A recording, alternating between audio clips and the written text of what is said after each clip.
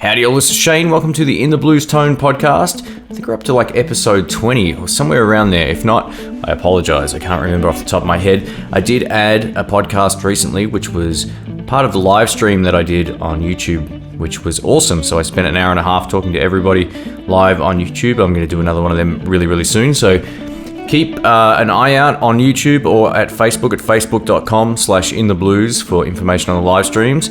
If you do like the podcast, you can share it around. You can tell people it's available on iTunes or Android via the podcast apps, or you can also head over to guitarpedaldemos.com.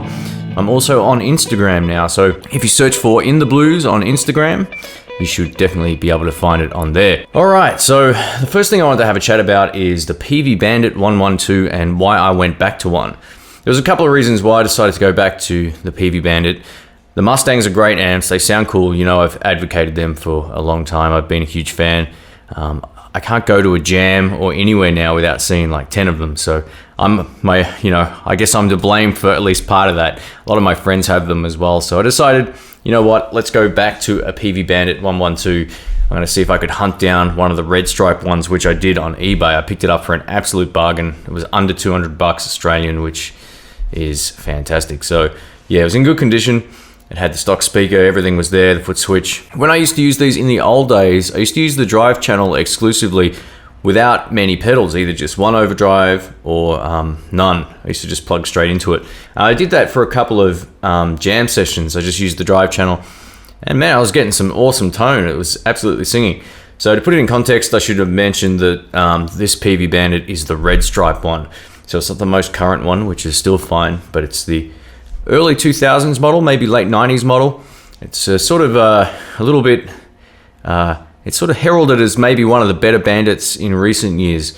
There's a lot of USA made ones which are great, but in terms of some of the Chinese ones, the red stripe one's an absolute ripper. So that said, I actually used the clean channel last night for the first time since I owned it again this time. I took my current pedal board out, and I also took the same two guitars that I took with me when I did my most recent gig with the Blues Deluxe amplifier. And I have to say, the Bandit tone on clean with both my overdrives stacked or one or the other sounded absolutely sweet.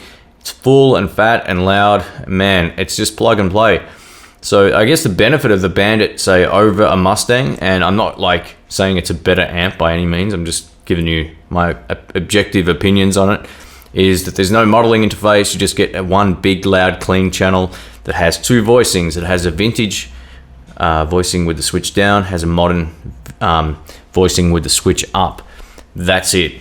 With it down, it sounds more Fendery, and with it up, it's a little bit more sort of thicker sounding. It's not necessarily better or worse than the vintage channel. It's just thicker. When I play humbuckers, it definitely sounds great on that mode. Or if you're playing a Strat and you want to fatten it out, you can just flick it up to the modern mode and get some really thick sounds. I guess the benefit of it is I didn't think that it would work terribly well with my current overdrive setup. Have a Maxon OD 808 or the Overdrive Pro, depending on the mood. And I have my Shelly Ponyboy pedal, which is basically like a clon. Clons don't work well on the Mustang. I tried that, didn't work. It sounded really weird. The clon on the Bandit, well, the clon copy, the Shelly Ponyboy, sounded amazing. And at the next gig I do, I'm taking the Bandit just to get some video of it because it was absolutely epic. Now, the week I bought the amp, took it to the jam night, one of my friends, who's a good mate of mine, I'll mention his first name. His name's Khalid. You'll see him on my INTHEBLUES Facebook page as well. He heard a few of us play it, and he went outside, and I wondered where he went because he was up next to have a play at the Blues Jam. So I'm like, Khalid, where are you, man? He goes, hey, I'm just on the phone. I said, all right. So he ended up buying a Bandit sight unseen from eBay. So he had his out there last night at the jam. So we both had Bandits. He had his Bandit with his regular pedal board. He usually plugs into a Mesa Boogie. He's also got a Mustang as well, but he had his pedal board out. And I shit you not, probably shouldn't swear, but I should in this case, that the Peavey Bandit, he's got the same one, red stripe one. He picked it up for $150. Awesome deal. He played his Boss Fender Bassman pedal into it with the Wampler dual fusion pedal. And my God, it was huge. I couldn't believe it. He was worried that it wasn't going to be loud enough. As soon as he clicked on his Bassman pedal, it was like a wall of sound, and in a good way. It was pretty cool. So the next time I use this amp will be next Sunday. It's a great amp to leave at a jam. It's uncomplicated. People can plug into it and kind of work it out quickly as well. So the next time I use it, I'm definitely going to see if I can take my video camera as well and have it set up somewhere, because man, the tones are just really, really cool. I think the Bandit might be the closest thing to a valve amp without it actually being a valve amp or a tube amp, depending on which way you like to say it. Yeah, sure, there's like Tech 21s, and I had a chance to use not personally use it. I had a chance to listen to the latest tone block amplifiers, these new little ones that have come out. The names escape me right now, but I'll think of it.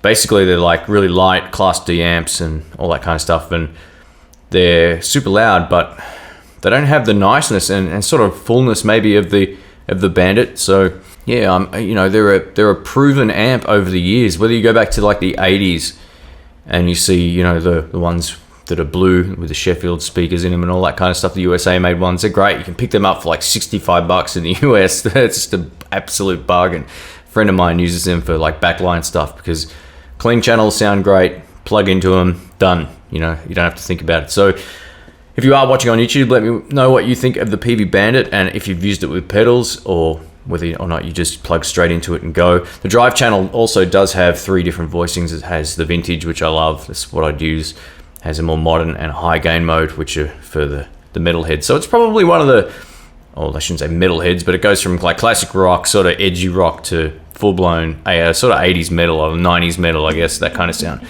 So yeah, let me know what you think of the Peavey Bandit, and if you have one or if you've used them. Not everyone, of course, will agree that the Peavey Bandits are great, but it's funny going back to them, and I'll tell you why I went back to them as well.